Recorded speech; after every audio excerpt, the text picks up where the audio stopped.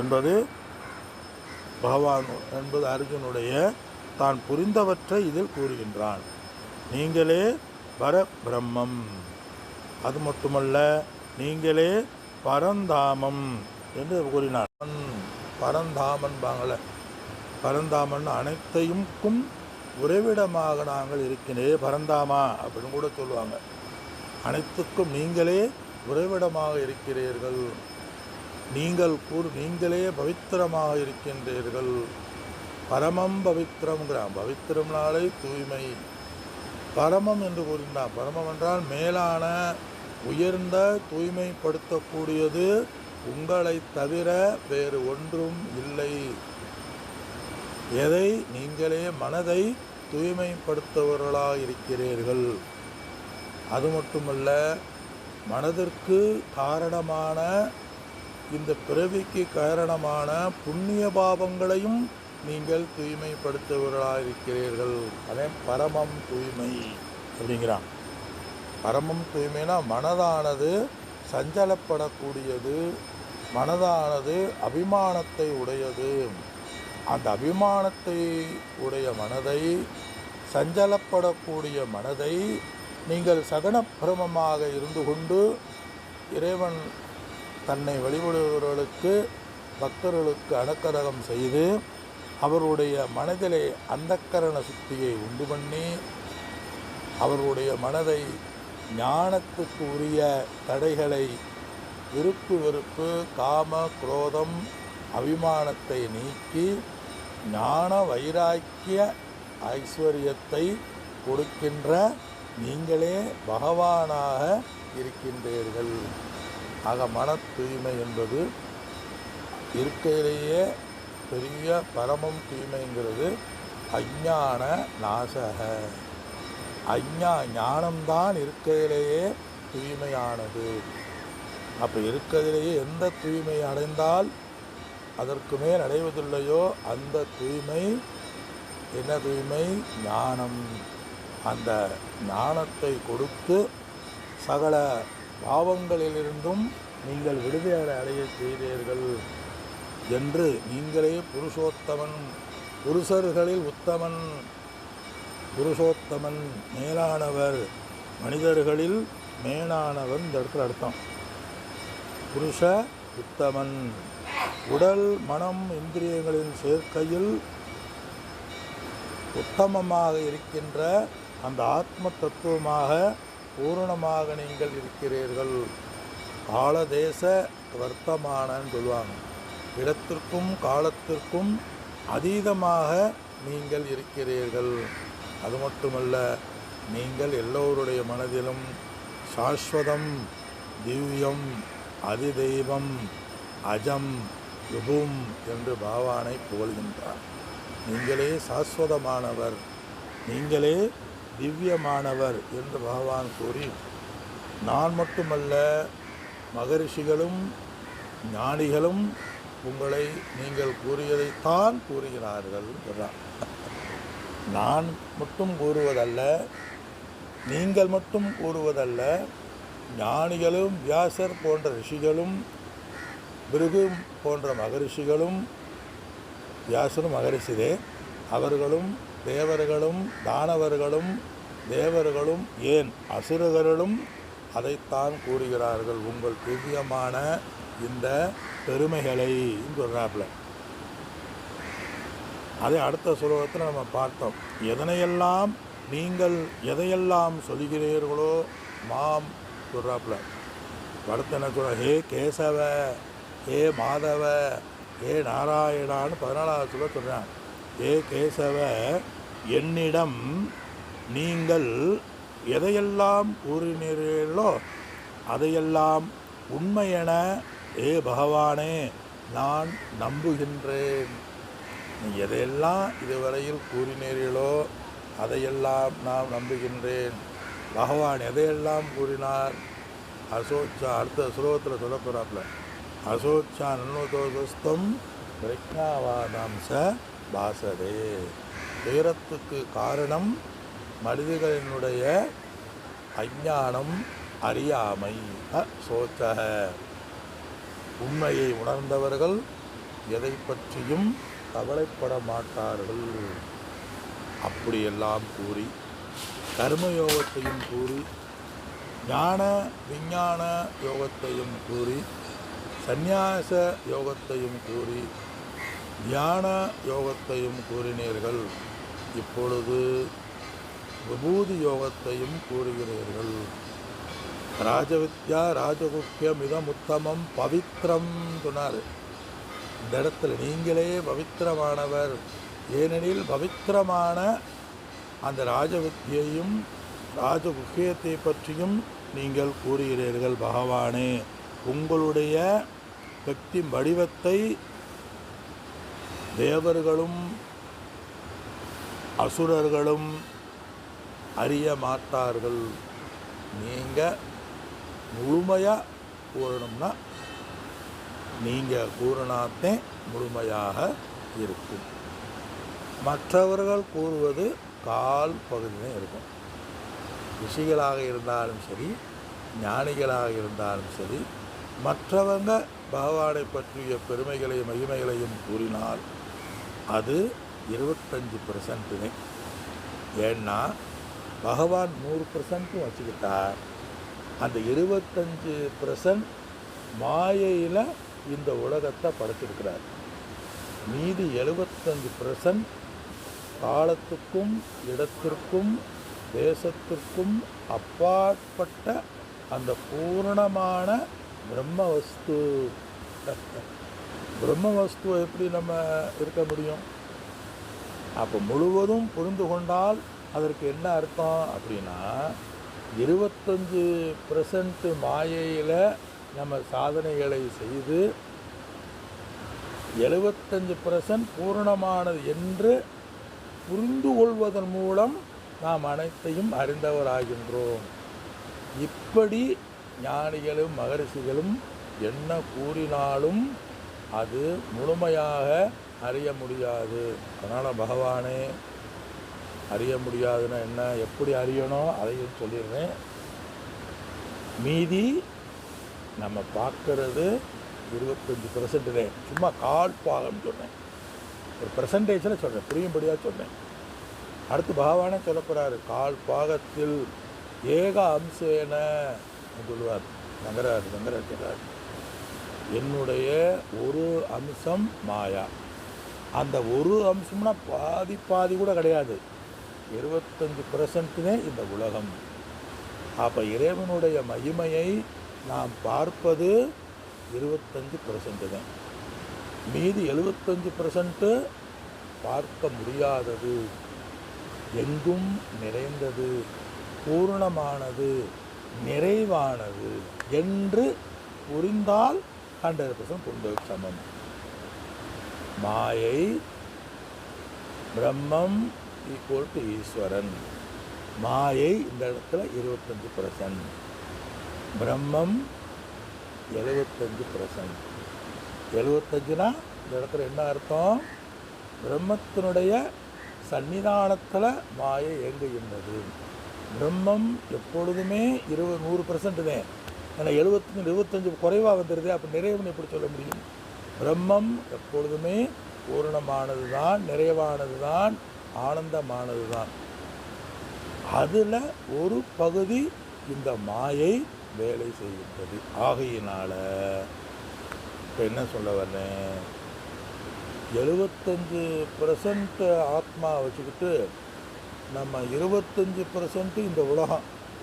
அதுலேயும் இந்த உலகத்தில் ஒரு ஊரில், ஒரு ஸ்டேட்டில், ஒரு டிஸ்ட்ரிக்டில், ஒரு தாலுகாவில், ஒரு கிராமத்தில், ஒரு தெருவில், ஒரு வீட்டில், ஒரு மூலையில் உட்காந்துருக்காரு ஒரு ஆள்.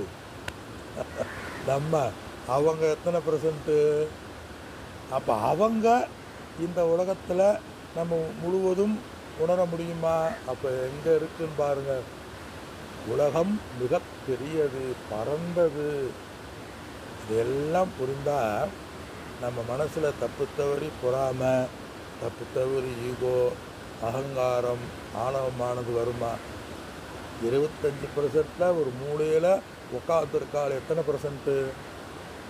இந்த பிரபஞ்சம் முழுவதும் 25%. பிரபஞ்சம்னா இந்த உலகம் மட்டுமல்ல, மேல் 7 உலகம், விண்வெளி, நட்சத்திரம், கீழ் 7 உலகம், அகல பதல விதல சுதல சொல்லுவாங்கள மாதிரி எல்லா உலகமும் 75%. அப்போ அந்த ஒரு மூலையில் ஒரு இடத்துல உட்காந்துருக்கோம். அப்போ என்ன, ஆகாசம் கூட பூரணமானது தான், ஆனால் அதுவே பிரம்மனிடமிருந்து தான் வந்தது. ஆகையினால் நம்ம யார் மீதும் குறையோ இல்லை யார் மீதும் பொறாமையோ இல்லை யார் மீதும் கோபமோ படுவதற்கு அர்த்தமில்லை.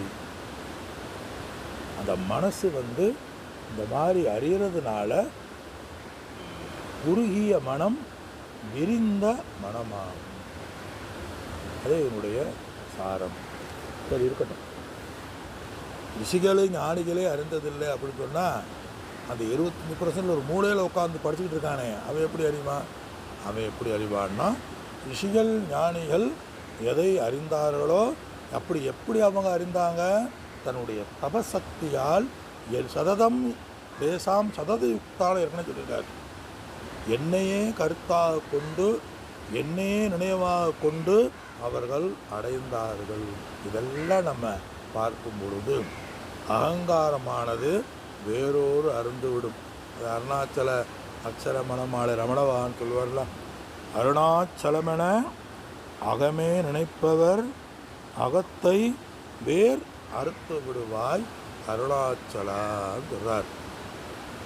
மீண்டும் போது இதுவரை, அதாவது அர்ஜுனன் இதுவரை புரிந்ததை பகவானிடம் ஒரு பிரசன்ஸ் பண்ணுறான், வெளிப்படுத்துகின்றான். 15வது ஸ்லோகத்தில் மீண்டும் என்ன சொல்கிறான்னு பார்ப்போம். ஸ்வயமேவாத்மனாத்மானம் ஸ்வயமேவாத்மனாத்மானம் வேத்தத்வம் புருஷோத்தம வேத்தத்வம் புருஷோத்தம பூதபாவனபூதேஷு பூதபாவனபூதேஷு தேவதேவ ஜகத்பதே தேவதேவ ஜகத்பதே. இந்த ஸ்லோகத்தினுடைய அர்த்தம் என்னங்கிறத பார்ப்போம்.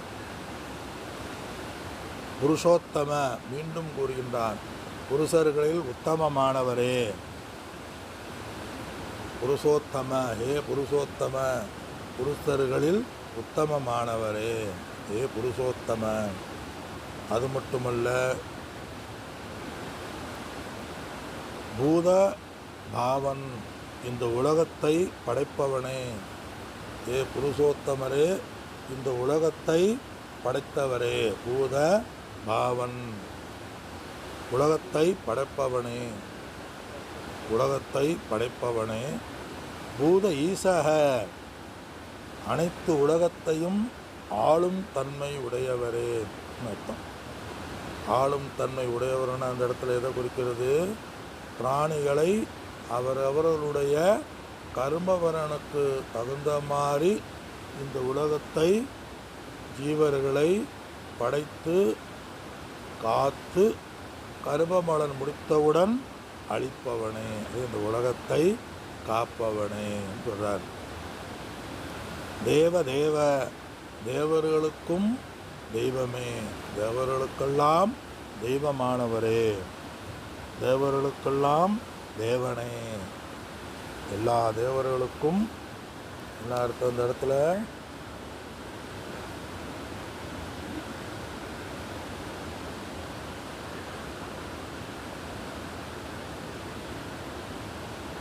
தேவர்களுக்கெல்லாம் தேவரே, தேவர்கள் அனைத்துக்கும் தெய்வமானவரேன்னு அர்த்தம். தேவ தேவ. அது மட்டுமல்ல, இந்த இடத்துல ஜகத்பதே, உலக நாயகனே, உலக நாயகனே.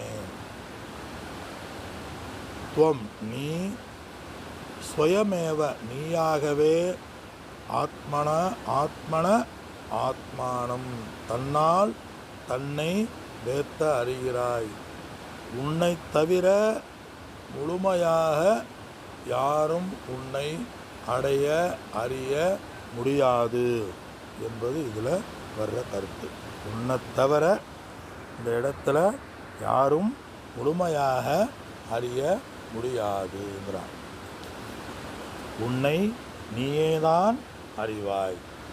உன்னை தவிர இந்த உலகத்தில் அறிவதற்கு யாரும் இல்லை என்பது அர்ஜுனுடைய ஜெகத்பதேங்கிறார்.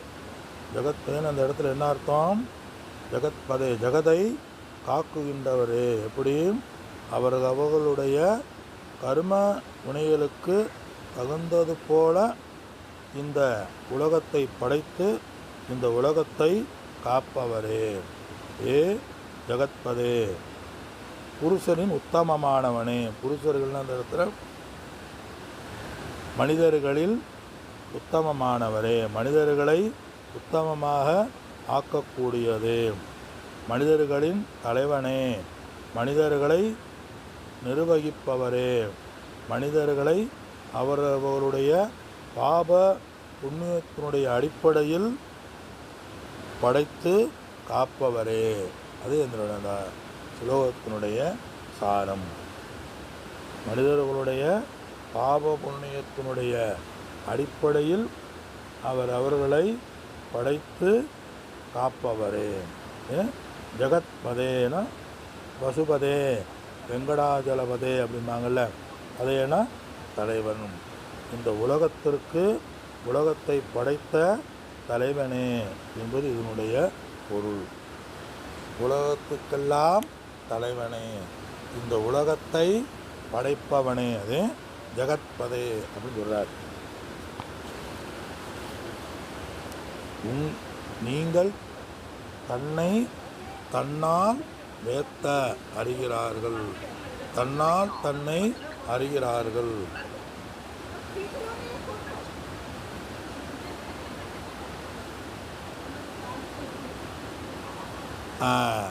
அறிவிப்பு, நான் வெளியே இருக்கேன், சில நேரங்களில் நெட்வொர்க்கு சரியாக வேலை செய்ய மாட்டேங்குது. இருந்தாலும் இந்த 15வது ஸ்லோகத்தில் புருஷோத்தம, இந்த உலகை காப்பவனே, உலக மனத்தையும் ஆள்பவரே, தேவர்களுக்கெல்லாம் தெய்வமே, உலகின் நாயகனே, நீயே நீயாகவே தன்னால் தன்னை அறிகிறாய். உன்னைத் தவிர வேறு யாராலும் முழுமையாக அறிய முடியாது. உன்னைத் தவிர வேறு யாராலும் உன் சொரூபத்தை முழுமையாக போதிக்க முடியாது. அப்போ போதிப்பது அனைத்தும் ஒரு 25, மீதி 75 புரிந்து கொள்ள வேண்டும். அதே இதனுடைய சாரமாக பகவான் கூறுறார். மீதியை நாம் அடுத்த வகுப்பில் மீண்டும் தன்னுடைய பெருமைகளை, விபூதிகளை, தான் புரிந்ததை அர்ஜுனன் பகவானிடம் விளக்குகின்றான். அதை நாம் அடுத்த வகுப்பில் சிந்திப்போம். அனைவருக்கும் என்னுடைய வணக்கங்கள். ராமானந்த மகாராஜுக்கு நமஸ்காரம். அறிவு.